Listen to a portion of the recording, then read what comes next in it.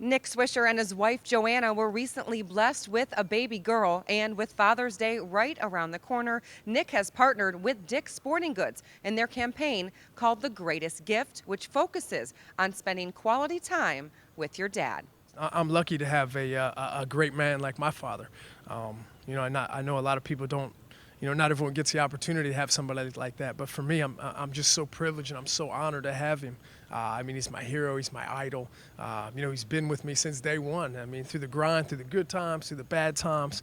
And, just to be over here kind of at Dick's Sporting Goods, kind of looking for some Father's Day gifts, we're just excited to be here. I think the one thing that we're trying to stress over here is the greatest gift you can do is not necessarily something that you can buy, but just to go and spend time, just to enjoy the company, and just to be together. And I think this Father's Day, that's what we're really trying to stress. Being a new father to daughter Emerson, Nick wants to carry on the lessons and values that his father instilled in him. I'm going to kind of go on that same advice that my father, gave me when I was a kid. Maybe not advice, but something that I was told that I was going to do. He didn't care what I did, whether I was a writer, whether I was a singer, whether I wanted to be, whatever. But whatever you were going to do, you're going to work to be the best at it. And I think that's kind of the advice that I'm going to take with this little one, because I don't know what she's going to do. She might grow up to be the next president. I don't know. But whatever she's going to do, I know Joe and I have her back 100%. I got the two greatest girls on the planet. I got my wife and my little daughter now. I could not be more honored. But it's crazy. I remember my dad used to always tell me, you wait until you have your own kids. And, oh, man, all these things. I'm driving like 10 miles under the speed limit now. Like, I'm just so nervous. But me and my wife, we're just so excited to be parents. And especially with Mother's Day. We just missed Mother's Day.